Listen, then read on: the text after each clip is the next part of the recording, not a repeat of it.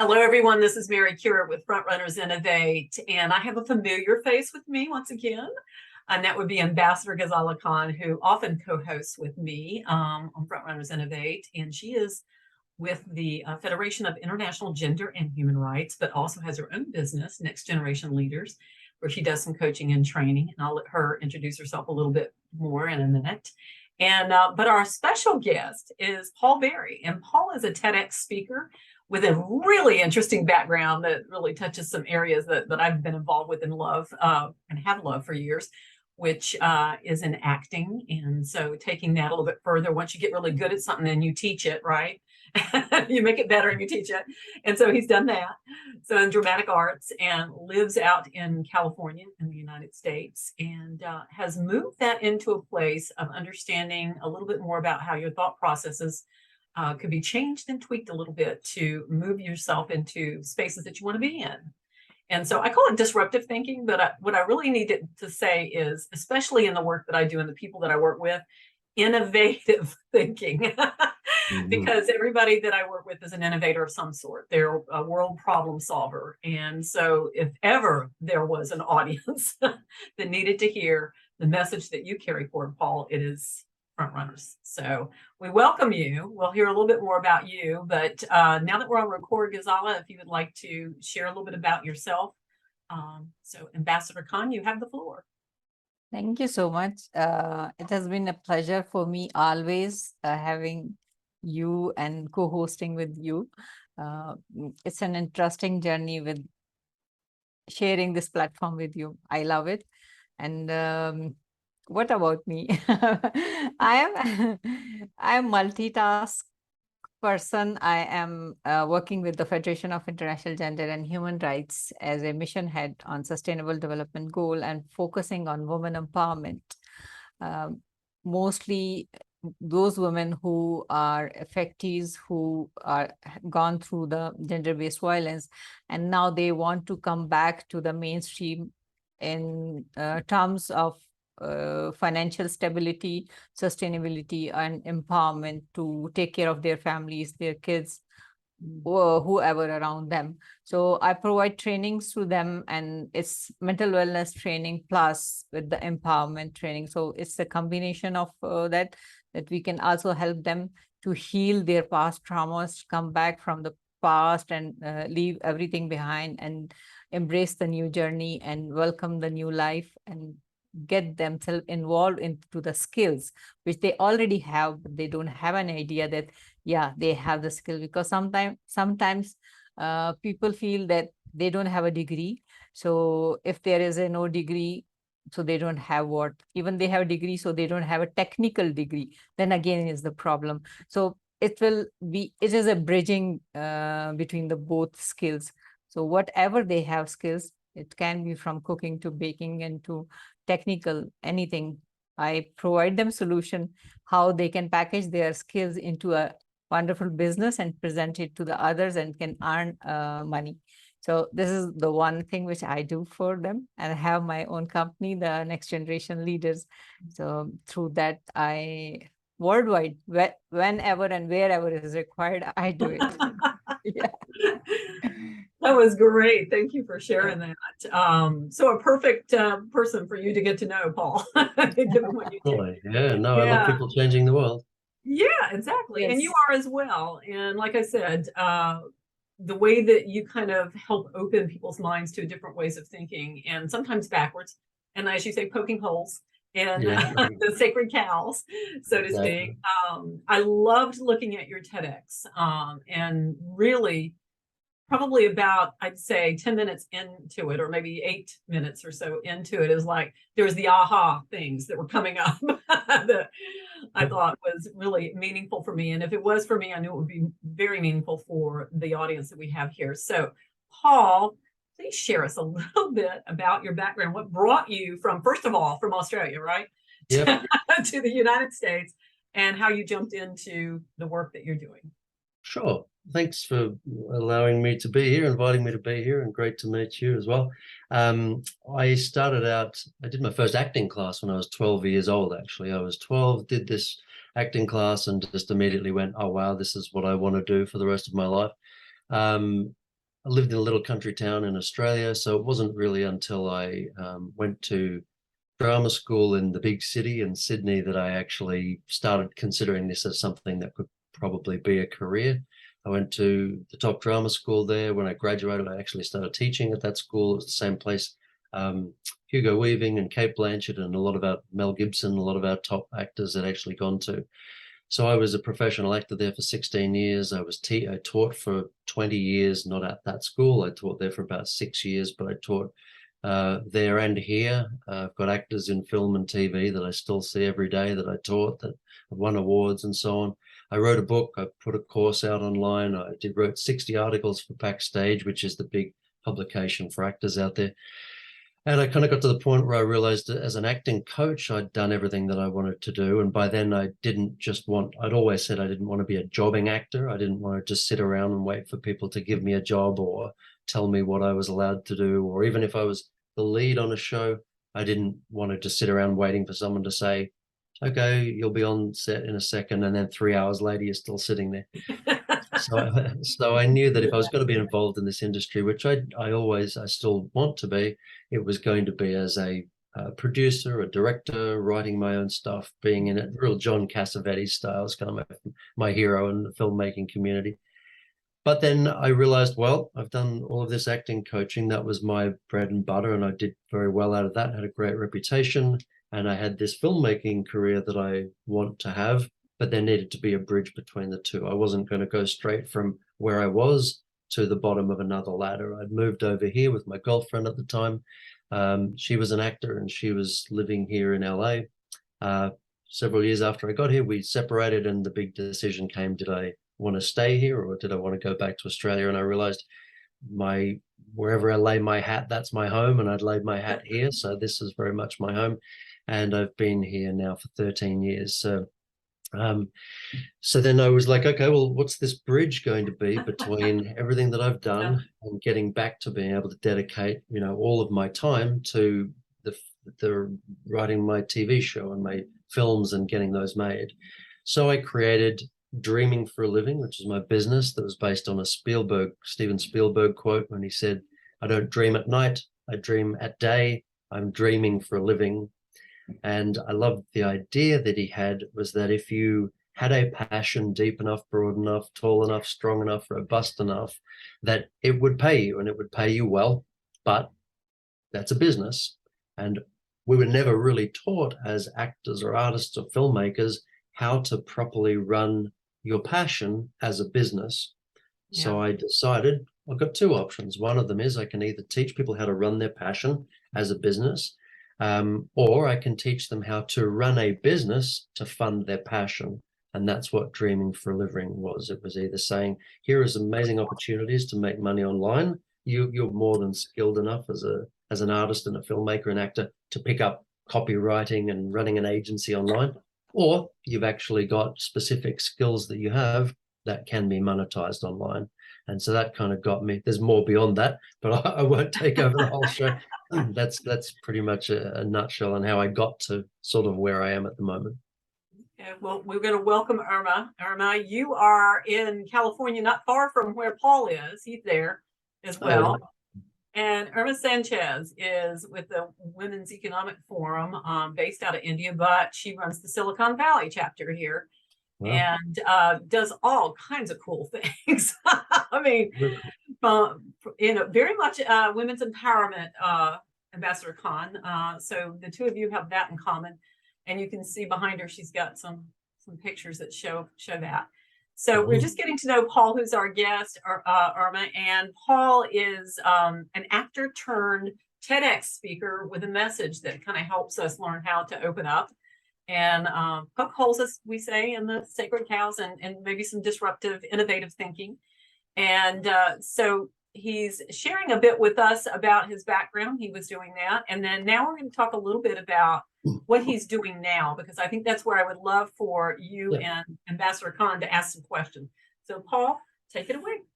Thank you. Yeah. So at the point that I was asked to do the TEDx talk was back in Australia, and even how I got that talk is a very interesting part of what I sort of try and impart to the world. I was reading, I used to teach a lot of mega memory exercises to people. So I'd teach people how to memorize anything in the world in vast quantities in a very short period of time. And I'd been doing this as a kind of part-time hobby for 30 years. But I used to teach actors how to memorize lines, how to memorize speeches. In the corporate world, I would teach people how to memorize vast quantities of information. And I read a book called The Yellow Elephant, and it was a guy called Tansel Ali in Australia. He was a 4-time Australian memory champ. And I was on LinkedIn, and somehow it just knew what I was reading at the time because it popped up, someone you might know, Tansel Ali, author of The Yellow Elephant. So I just connected, reached out to him, and I said, hey, dude, I would love to let you know I read your book and thought it was fantastic. He wrote back to me, and he was very enthusiastic and grateful for my compliment. And I told him I had written an acting book, and my acting book included all of my memory exercises, which meant that by the time someone finished reading the book, they'd memorized the book without even really trying. So he said, can I read it? So I sent it to him, and within an hour, because he's also a speed reader, within an hour, he'd read the book, and he'd posted on LinkedIn and Facebook that this was the best book on memory that he'd ever read, as 4-time Australian memory champ. So that was quite flattering.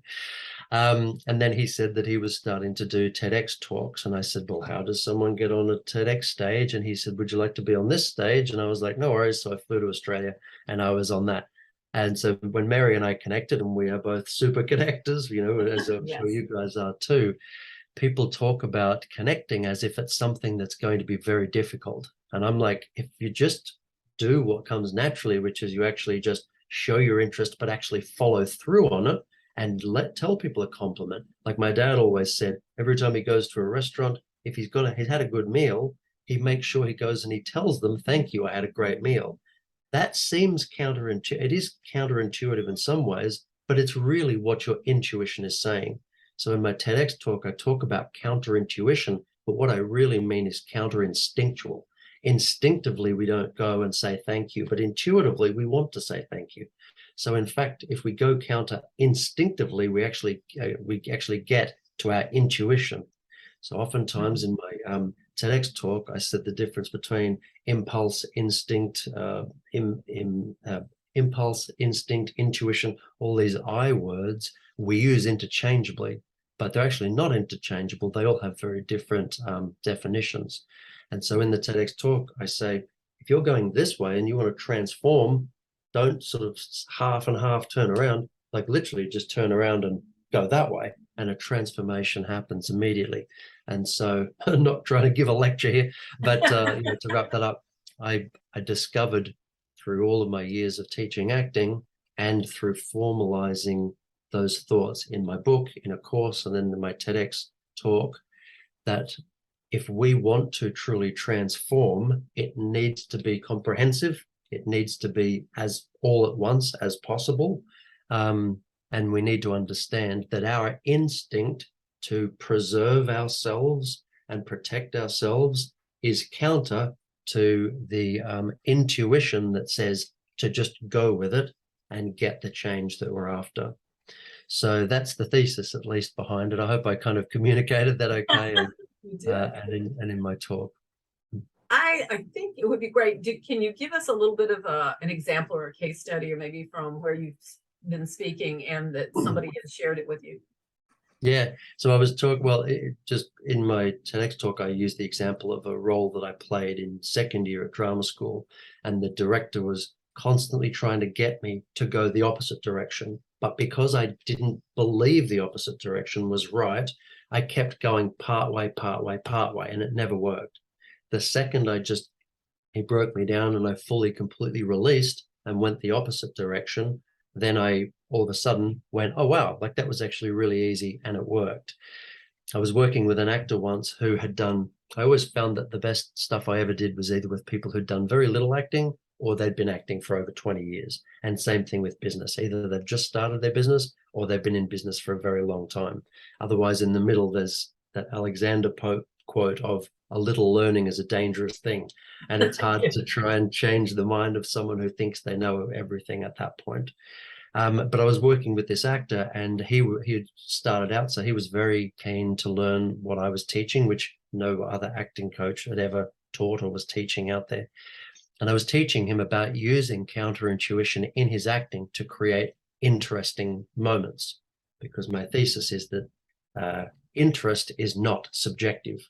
Interest is completely objective. We can say, bang, oh, even if someone was half asleep right then, that would have got their interest. They may not have liked it, they may not have appreciated it, but it would have got their interest because it was pattern interrupt. So my whole thing is interest is not subjective. So when I was working with this actor, I was teaching him how to create interesting work, objectively interesting work. He went in, got a guest role on one of the most popular TV shows and longest running TV shows in Australia. And as he was working, everybody was coming up to him. The other actors were saying, "Oh, Steve, you great work, but you can't do that. You have to do this. You can't look over there. You've got to look at me because, you know, we're talking to each other." And he's like, "Oh, okay, no worries." And he'd turn to me and he'd say, "What should I, is that a?" I said, "No, dude, just hold the course. Just keep doing what you're doing." He'd finish a scene after the other actors were telling him he should have been doing something different.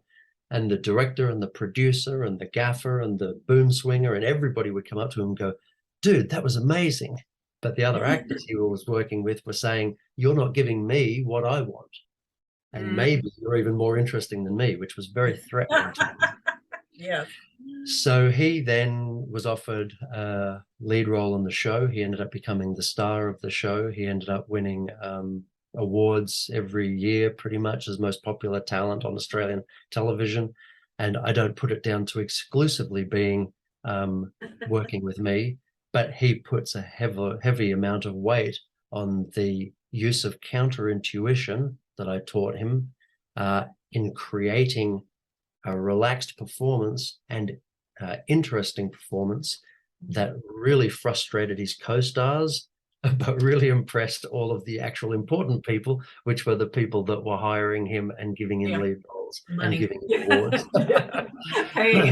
And the audience, which was the most important thing. The audience loved him and they didn't know why, they just loved him. So that's an example from the acting world. Yeah. So, well, that's good. I'm glad you put it that way. So with the faces that you see sitting before you, and very much influencers and working with and impacting and influencing pretty much women, but everybody around the world, and in business, both of them themselves. I think Irma does some business development. Ghazala has done a little bit of that as well in her past, but more she's more of the training and education into things and policy maker. When you look at taking that into a business scenario, what I'd love to do is have the ladies maybe put a scenario up in front of you, one of them or both of them, and let you kind of talk them through that so that we can get a real life example of that. So either one of you think of a situation you're into right now where you're a little maybe stuck, or maybe just from the past even, where you were going into a situation wondering which way you were going to present the information or the ask, the request. Because I know you both do that. Okay. Ghazala, can you think of something? When I was learning about intuition. So before that, like whenever I made any decision or something, so I was always in a doubt. So I would like to know that how intuition can help me in decision making if I am going towards such direction, and I have some little bit insecurities about that decision, that whether should I go for that or not. So can you guide me that how it can help me? For sure. My mother and my grandmother in Australia, Christmas is right in the middle of summer. So it's really, really hot in the middle of summer. And for my entire life, up till about the age of 15, my mother and my grandmother would cook roast pork, roast chicken, you know, really hot meals. The oven would be on, everything, the kitchen would be hot, and we'd all come in, the family would get everything set up, we'd be creating the salads and everything, excuse me, and then we'd sit down and we'd eat this hot dinner in the middle of the day, in the middle of summer in Australia, which was kind of absurd, but lovely, and lovely tradition. And then one Christmas, probably when I was about 15, we all sat down and there was no hot food. It was just no hot food. And my mother and my grandmother said, it's just too hot for hot roasts in summer. So it's just cold cut meats and salads going forward. And everybody in the family went, okay. And that was it. A generations long tradition completely changed overnight, without complaint, without resistance, and has continued that way in perpetuity ever since, and will continue to. So the reason why I love telling that story is my first piece of advice to anybody is do it comprehensively, and do it swiftly. Unfortunately, autocrats know that for evil, right? They know that if they go in the middle of the night and they seize the right property and they imprison the right people and they take over the radio stations and newspapers, and then they start telling their story, immediately they know it's almost impossible to get them out of power. So why doesn't good also know that? So why is good not always as comprehensive? There was a movie years ago called Spaceballs, which was a funny Mel Brooks movie. And he said, evil will always triumph over good because good is dumb. And I always thought that was quite hilarious, because good, by definition, doesn't want to make things awkward for people. It doesn't want to hurt people. It doesn't want to force anything on anybody. Autocracy absolutely does. It doesn't care. But good does care. And unfortunately, that's a disadvantage to people who are good. It's certainly a disadvantage to political parties and to organizations that are good, because any big, swift, comprehensive, immediate movement feels like an autocratic takeover. So all I would say is you need to be, and I'm sure you are, you've got to be so certain about your mission that when you make fast, big, comprehensive, sweeping change, you can stick to it, because you know deep down, as you do, that educating women in any country is good for everybody in that country. Keeping women safe in any country is good for everybody in any country. It creates a better economy for everybody, makes a safer place. It reduces violence, it reduces sexual abuse, it improves literacy, it does all of that. You know that, and you've got so much data to back that up, that any doubts you have are created by someone else. You already know that. They're not your doubts. So just be comprehensive, be swift, be bold, and don't look back. Any mistakes you will make will be small technical ones you can fix along the way. You are not an autocrat. You are not evil. You are good, and you're doing amazing things in the world. And that can only happen with everybody getting behind you and pushing in the right direction. So I hope that helps in some way. Yeah, thank you so much. It was very interesting explanation with the story. And I learned it that whenever you want to teach someone, so start with the story.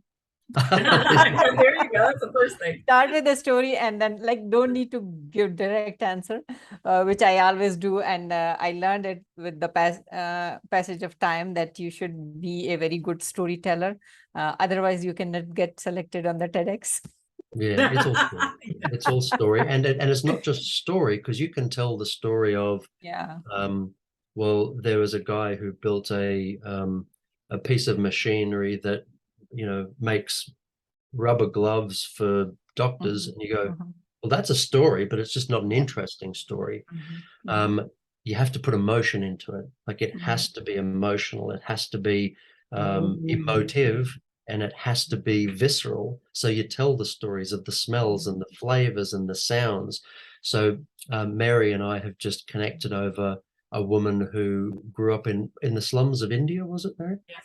And so she knows, Ghazala knows Jillian. Yeah. Jillian, yeah. So a friend of mine is an amazing documentarian. She's a producer of documentaries, and she actually produced the documentary of the guy who was getting all of the kids out of those slave factories. He's going around and literally just getting the police, going in, grabbing 200 kids and just pulling them out. Like, talk about comprehensive, and lots of criticism of what he was doing, but he was like, this is good, comprehensive, must happen.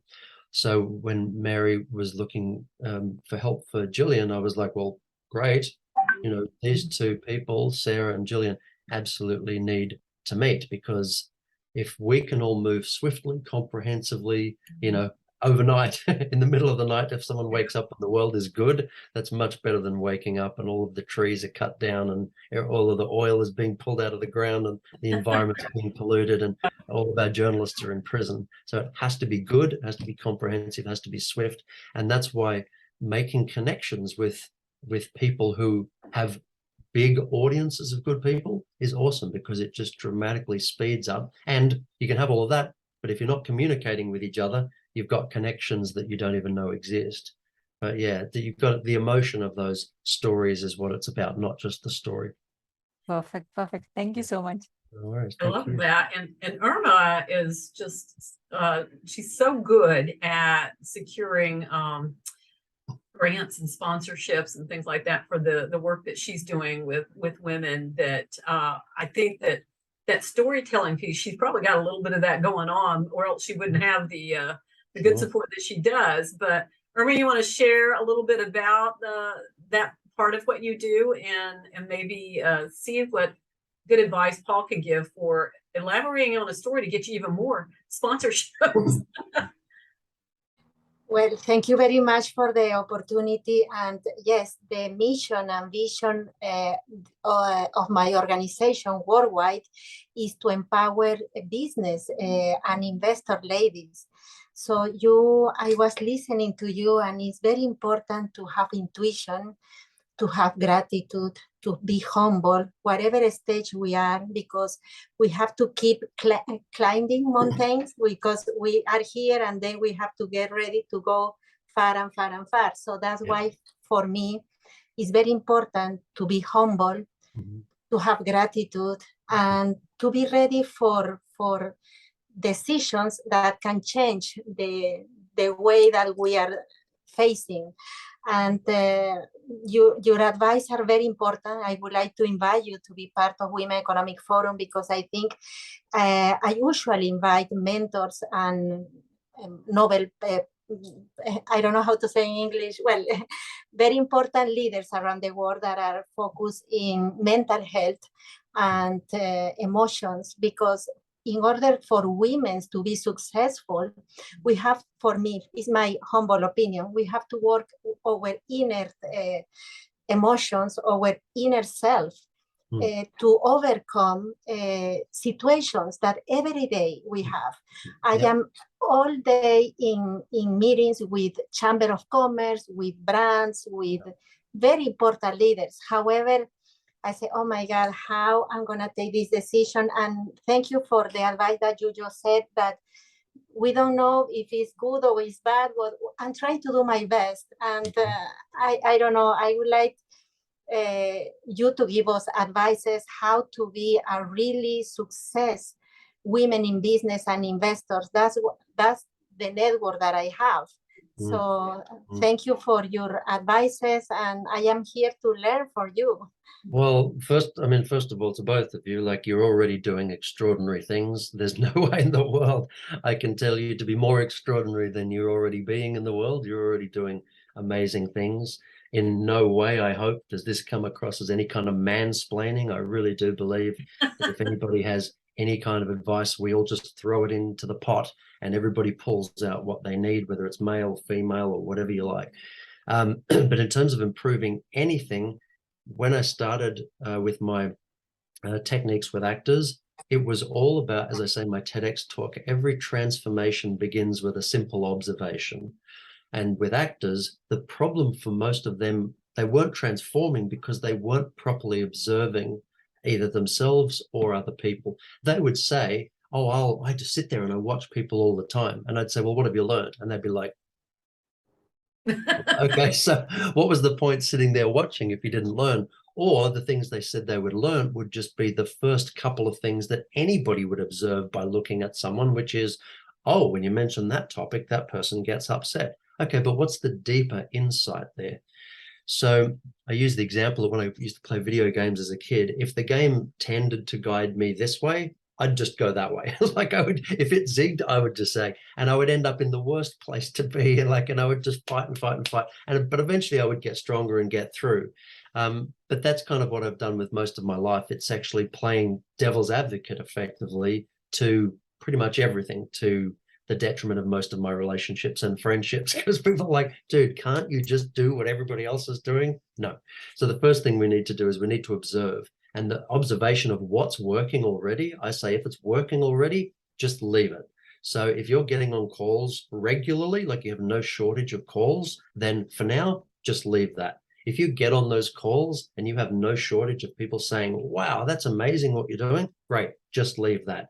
But when you get to the point where you realize there's a particular bottleneck, or there's a bump in the road, or a bit of static at that point, work out exactly and observe exactly where that is. For some people, that bump in the road is even getting in touch with the right person.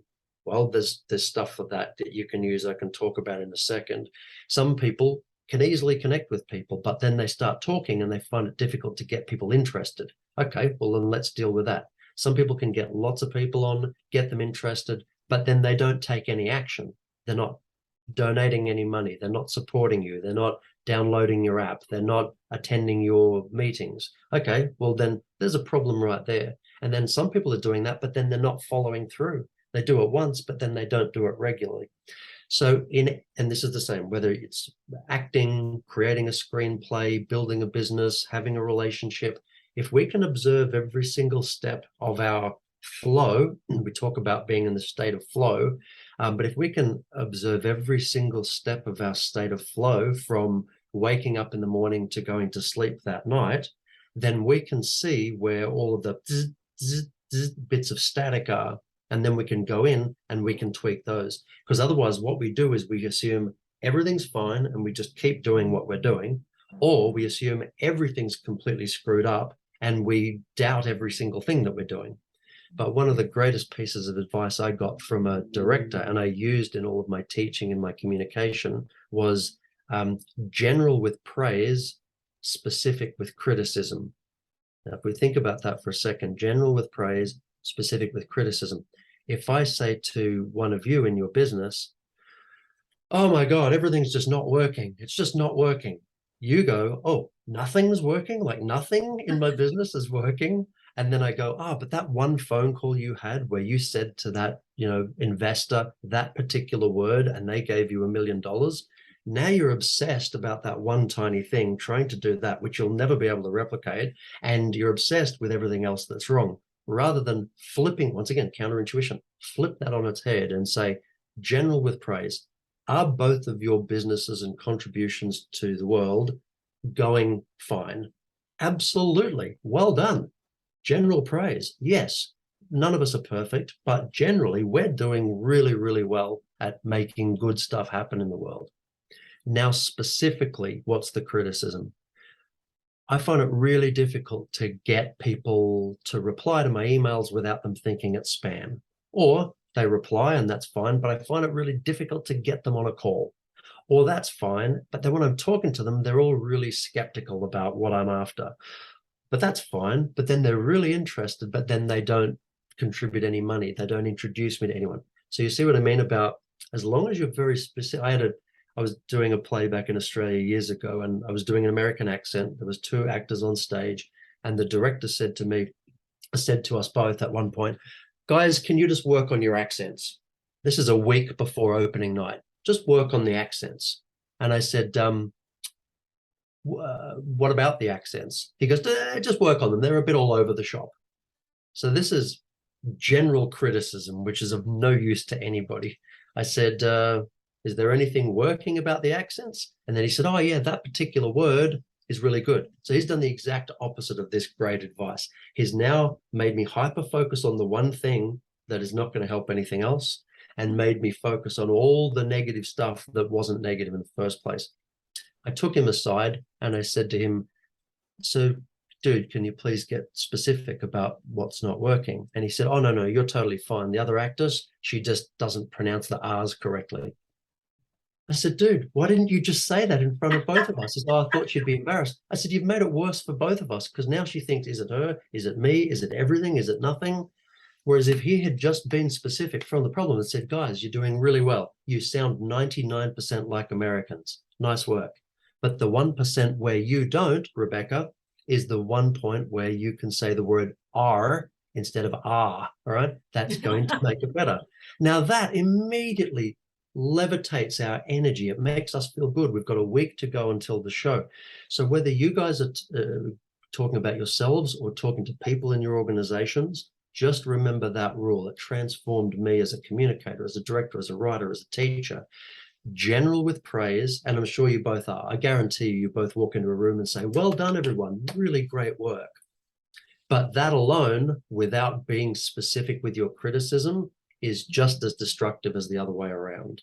Because I've also worked with people who go, oh my God, it's amazing, everything's amazing. And you're like, can I get some notes? Oh, you're doing great, just keep doing what you're doing. And you're like, I need some specific criticism. Like, I can't grow without that resistance of I'm doing something and you need to tell me to go in a slightly different direction. Otherwise, why do we have a director? You know, so I do need you to push against what I'm doing sometimes. So in your organization, Irma, you have other people working for you, or is this something you do entirely on your own? I'm sorry, what was the question? Do you have other people working with you, or are you working Yes. entirely on your own? No. I have a team that work with me. Yes. Right. Yeah. And so in terms of like what they are able to bring to the table, what they're able to achieve every day, can you specifically see where there are roadblocks or bottlenecks or inefficiencies that need to be addressed? Yes. For example, we deal every day, my team deal every day with different countries. For example, in this moment, I have a team working in Argentina that they have important meetings there. Yeah. That then we have to do the proposal to bring all the connection that we have to Silicon Valley, to the conference to Silicon Valley. So we have to work with many strategies to see how we participate in other conference. However, we want to bring those leaders to see how we are working here in Silicon Valley. Yeah. So yeah, and in my case, for example, I was listening to you that you said the accent, or I don't have a perfect accent in English. I am not a fluent English. However, I have to do presentations in English. I have to sell my mission in English. So that's why I want to say to all the women, it doesn't matter where you come from. The most important is that you focus, that you can believe in yourself and you can achieve whatever you want. So that's why it's very important that you are saying about your advice about the accent, about the criticism. Yeah. So I said, but I am here in this moment. I say, okay, I have to sell in English. Well, I'm going to do it. But well done. Well done, you, and it's clearly working. And so do you feel, how many presentations would you do in a month? Oh, is different presentations. Every day I have Zoom calls with different part of the world. Yep. And then I have, for example, next month in September, I have to be in Miami, I have to be in San Francisco, and to doing, those are very huge conventions. Yeah, I have to be part of that. And I have to be traveling all the time. And do you have actual PowerPoint presentations or anything that you use, visual? Yes, aids? I have my team that they help me to prepare my presentation in PowerPoint. So my presentation, that's easier for me. Yeah. So, and I just had for example, I just had a very important presentation with my country, Bolivia, which was the minister of Paraguay was visiting my country. So I was also inviting all the audience to be with us. So they have a presential meeting. So they are in this moment in Bolivia. So that's what I do all the time. Yeah. Wow. I mean, you're doing extraordinary things. So first of all, you have no idea. Take the time no, to. I work with governments. Yeah. I work with brands and with important corporations, and also I work with foundations. Yeah. Wow. to put everybody together. Mhm. Exciting. This is so exciting, Mary. I feel like Sarah should meet everybody that you know that's doing this for women. Like, I feel like there's a whole documentary in what everybody is doing in the one documentary. There is. Irma's, Yeah. in fact, Irma, this may be something for you to think about down the road if you need a documentary for your. What happened is that I really appreciate this opportunity, because you are saying, because how we can, as a women's, how we can be successful every hour, every day, for our kids, for our communities, how. And I think if we don't use your techniques, and I repeat, to have intuition, but how I'm gonna put my intuition to work. In my case, I do yoga, I try to eat very healthy. Yeah. So I do meditation every day. So that's why I try to teach my followers that they have to work with techniques, with spiritual techniques, to be really successful. Well, see, I think that's amazing. And I think the first thing that I see many impressive women like you guys, you girls, ladies, and the first way to be satisfied is to just know you're already doing it. You know, like I would say to actors, you're already good. If you could see yourself the way that the rest of the world sees you, they're already incredibly impressed. The thing about good people doing the good in the world, mission-based, purpose-driven individuals, is like that scene at the end of Schindler's List where he's really upset that this watch, if he'd have sold that, he could have saved another 3 Jewish families or something. The thing about being really a good person in the world is that we never feel like we've done enough.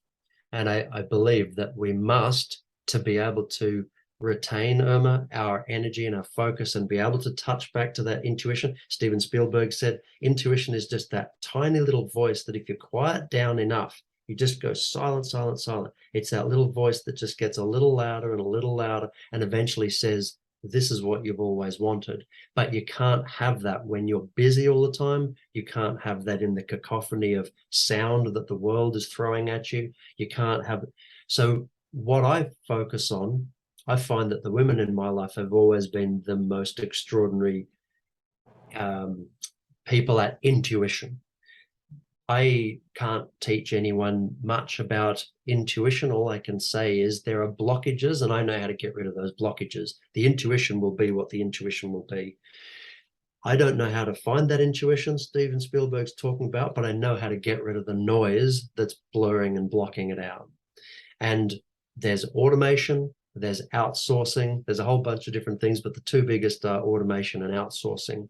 And so when I look about what's our pipeline and what are the steps that we're taking? If I want to write a screenplay, or I want to write a grant proposal, or I want to write something, what's the first thing? Have I started writing it? No. Why? I don't have the time. Well, then the blockage is time.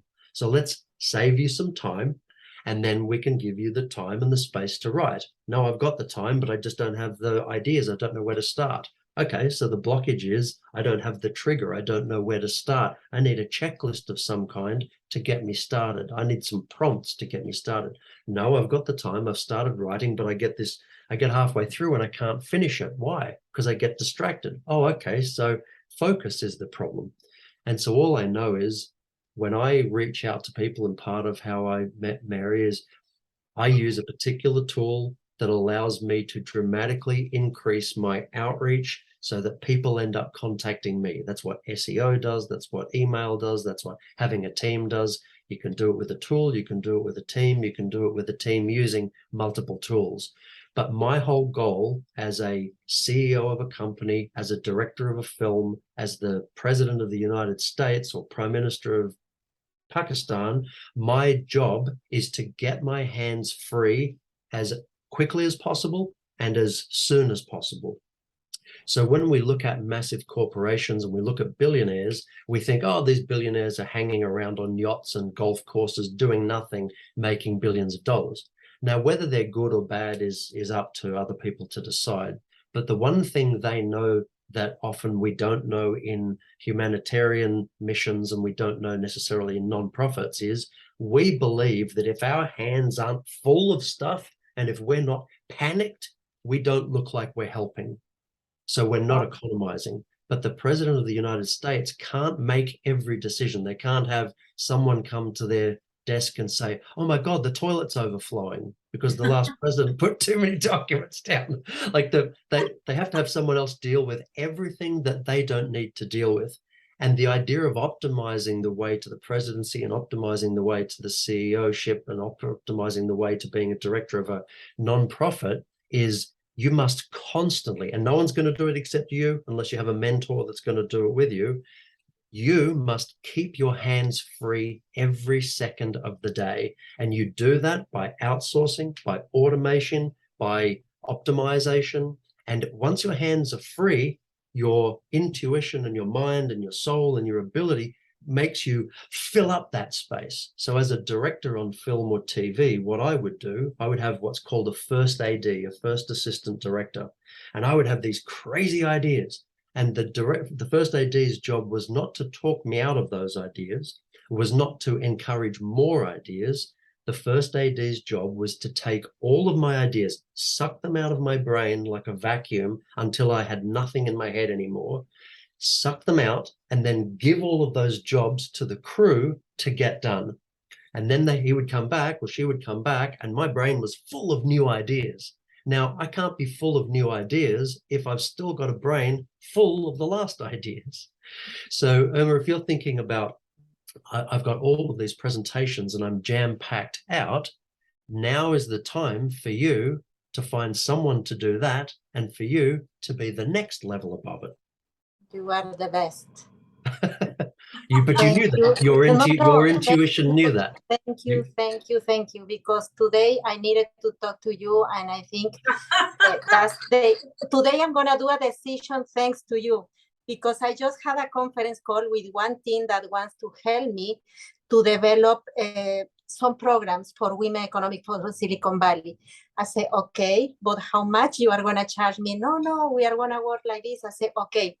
So thank you for your advice, because I sometimes I have my hands full of things, and I need to think to create more strategies to keep growing.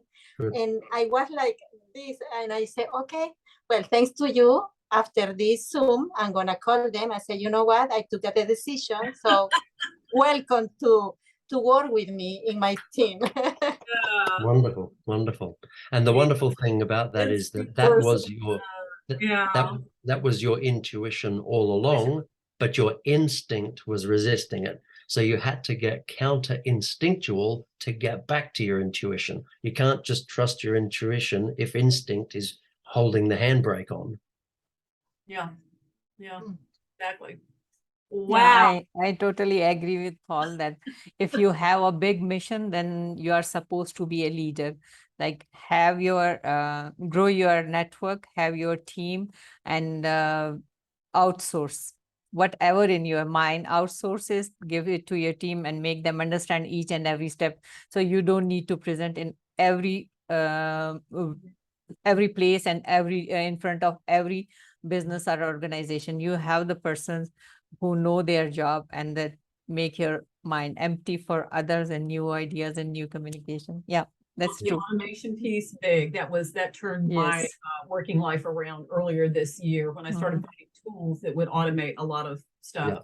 And the word no, which has always been so hard for me to say no to things. And I always find a way around no, going, well, but we can do this instead or that. And it literally, it would create more mess to have to deal with than if I had just said no. Yeah, exactly. I mean, literally would create more junk to do than, than what they were asking for, or even if I had said no. But so I think that's part of it too. Women do, especially women leaders, do have a trouble with that unless they're kind of transitioned more actualized, self-actualized in that. But the most important thing, and I want to make sure this is clear, is that the decision you just made, Irma, you couldn't have made if you didn't believe that it was going to be better. And if you didn't believe that you being hands-free is important. If you believe that you are only of value when you're holding lots of stuff and you're busy and you're sweeping the floor and breastfeeding a baby and running the world, if you believe that that's the only way you can provide value, no tool, no outsourcing is going to help, because you're going to constantly trip yourself up. But you so quickly embraced it and went, yes, I want my hands free, because if my hands are free, I can move to the next level. I have to be very honest with you and with everybody that I had panic attacks. I had Right. panic attacks. I never had that. I called 3 times to 911 because I didn't know what happened. And they didn't also. I said, first time, I said, no, but you are perfect. Everything is good. Go home and be happy. I said, what? Doctor, but I feel dizzy. I feel something that I cannot breathe. What is this? I said, no, nothing.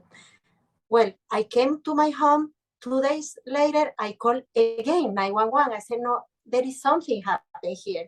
Finally, they discovered, they say, you have panic attacks. I said, what?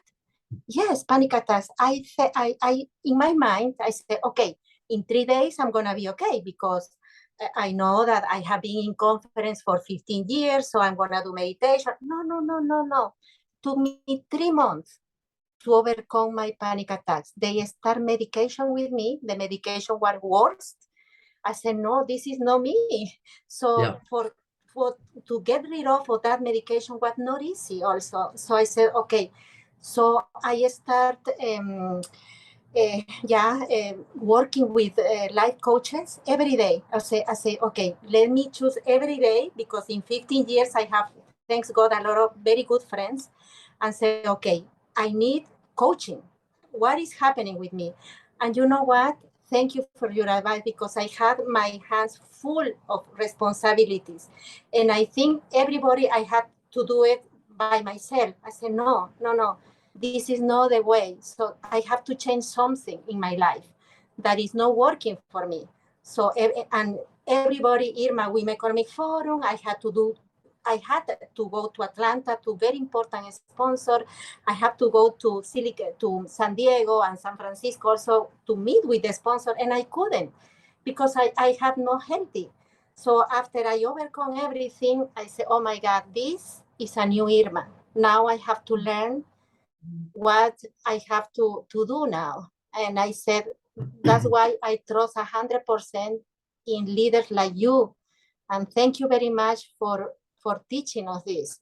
Oh, my pleasure. Well, something I'd love to give you as a gift is panic and fear and doubt. And, if we can't remember something, all of these things that are negative are a literal contraction. They literally contract the intercostal muscles around our ribs, which make it difficult to breathe. They literally contract the tongue, which takes up about 1/3 of the volume of your head. They literally contract the muscles. They literally contract the sphincter. They literally contract every part of us. So medication is given to us ostensibly to be able to relax those things. But I'm with you. I don't want to take medication if I don't need it. So like the transformation thing, if we observe something, and we have to observe it, and you've observed that's what happens to my body, but get hyper specific. I feel the tension in my throat. I feel my eyes squinting up. Am I breathing a lot in my nose or breathing a lot in my mouth? I guarantee you, if you're hyperventilating, you're breathing way too much in this big hole and not enough in these little holes. So that's why we put a paper bag, because no matter how much air you suck in, it limits the amount you can take. So we breathe in through the nose, out through the mouth. We breathe in for 4 seconds, we hold for 4 seconds, we breathe out for 4 seconds, we hold for 4 seconds.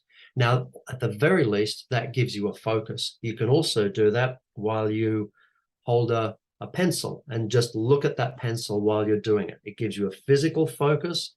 It gives you a breath. You are intaking much less than you're putting out, which means you won't hyperventilate.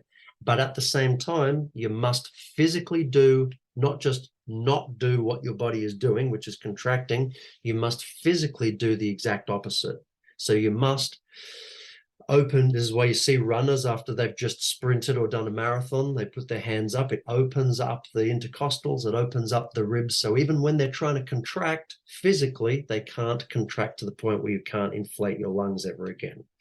You're taking in only enough air through here, out. You're focusing. So all of these things you're doing are completely counter to what panic, anxiety, fear, doubt does physically to your body. Now, if you're going to be working with life coaches, which is wonderful, make sure that they are doing that with you as well, because otherwise you can be moving the deck chairs around on the deck of the Titanic while the Titanic is still sinking, right? We need to get structurally down to the holes that have been ripped in the hull from the icebergs and start ballasting the water out, fixing up those holes, and still fixing up the deck chairs so we feel good about the aesthetics. But the power of the mind is wonderful, but the power of using counterintuition to what's physically happening to your body in a state of panic is, I would say, even more important, because that's the triage before we start doing the cosmetic reconstruction of what was damaged when we got eaten by the shark, when we got attacked by the shark. We have to do triage first, and we have to stop you from bleeding, and then stop you from getting attacked by sharks again, and then we can work on making your body look better after all the scarring from the shark attack. But my fear sometimes is that life coaching makes you think that, well, if you just think it's possible, it'll be possible. Well, that's important. It is important to have that belief, but it must be accompanied by, if not preceded by, the actual physical stuff that you can master every single day to ensure that you don't panic, that you don't have anxiety attacks, and that when you walk into the next situation, you're not triggered to have yet another one. Does that make sense? Perfect. That's what I did. Right. But I didn't know it. So I did a respiration, Right. and also a mantra that was proven that was very effective. And the mantra was, I accept these symptoms, I accept it and let it go. Good. And it's just gonna take 10 minutes. 10 minutes, after 10 minutes, I'm not gonna have to take any medicine, because these 10 minutes, I have to be strong. And Right. I have to breathe, and I have to concentrate, and everything is gonna be okay. I am protected. So I had to repeat that, and I did it. I did everything. Wonderful. So And that because I works? wanted to conquer the world. And that works for you now? Yes. Right. So what I'd suggest now is every time something works, we tend to go, great, that's working. I don't want to deal with that anymore. But I say, if it's now working, change 10 minutes to 7 minutes, and then change 7 minutes to 3 minutes, and change 3 minutes to 30 seconds. So get it working, and then always optimize, because we have our problem and then we fix it, but then we leave it. Well, hang on, all we've done really is triage. We haven't actually properly fixed it. So now let's go further, and then make it so that you can go, oh, I'm panicking. No, I'm not. Okay, so now where do we go now? Like, because if you can do it, if you couldn't do it and then you could do it in 10 minutes, well, surely over time you can get it down to 1 second. It's not to say you're never going to experience panic. Hugh Grant was a successful Hollywood actor, and then just one day just had anxiety attacks. He couldn't remember lines, he panicked, and he left the industry for like 15 years. So it's not to say it's never going to happen, but it's just when it does happen, like I used to teach actors, you will forget your lines occasionally. But when you do, physically stop, physically breathe out, because if you've forgotten your lines, the first thing that's happening is you're holding your breath. So don't take in more, breathe out. So that's the first step. You forget, breathe out. The second you breathe out, say in your head the last thing that you remember saying. Don't even try and remember what comes next. Try and remember the last thing you said. Huh? Oh, now if you're breathing again and you're saying the last thing, it will almost always come to you. But if it doesn't, that's okay. Just keep breathing. Like, what's the worst that can happen is that you don't remember your lines. You're not going to die. In fact, you're more likely to hurt yourself if you are panicking. So once we go through those steps, I would train people on a regular basis to the point where, like martial arts, it was absolutely intuitive and instinctual to them. When they would forget, I would watch them, their belly would drop, they would breathe out, you'd see them thinking about the last line, and then it would come out. No panic. But that could sometimes take a month or two to get them to that point. But now it is pure habit, like brushing their teeth. And that's what you've got. But I'd say now, get that 10 minutes down to 7 minutes, get that 7 minutes down to 4 minutes, get that 4 minutes down to 90 seconds, get that 90 seconds down to 9 seconds, because you can do it. You've already done this. You'll get there. He's awesome. He's awesome. Everybody, you guys are fantastic. You're like the role models. And I don't know, Ghazala, if you and Irma haven't met yet, you need to get connected. Ghazala, you need to be involved in her Women's Economic Forum, largest women's network, ever. So I already shared my credential with Irma, and I'm waiting for definitely surprise for a great surprise, because I think, like as Paul discussed about this everything, that we as a woman have this problem. We have a lot of self-doubts, and whenever we plan something big, so there are a lot of self-doubts inside our mind, which is called like inner criticism, and they don't allow us to play big. So even the women they are more talented, and they still have a lot of you can say perfectness in their work, but still they think, like Irma said, that she is working so well, but she wants to do each and everything by herself. As I can guess that her personality is a perfectionist. So she is reformer and she is perfectionist, and that's why whenever she wants to do each and everything by herself, so it makes a lot more problem instead of doing it in a better way. Yeah. So that's the thing that we we need such training for the ladies, so that they can get control on their inner criticism and convert them into their inner mentor, so that they can lead in a more better and elegant way to conquer the world. And just keep coming back to that, general with praise, specific with criticism. That's just completely transformed everything for me. Yes. And the other great one is don't come to me with problems, come to me with solutions. Yes. Because as leaders, you need to lead by saying, I don't have a whole bunch of people to just keep throwing stuff at me that I need to solve. If you're going to come to me, and you're always welcome to come to me with any problem you have, but you must bring along with it at least 2, if not 3 potential solutions. My job is to decide between them, not to come up with the solution. As a leader, that's what you must do. Richard Branson talked about the best advice he ever got about running companies was, as soon as possible, find someone to run your business better than you can.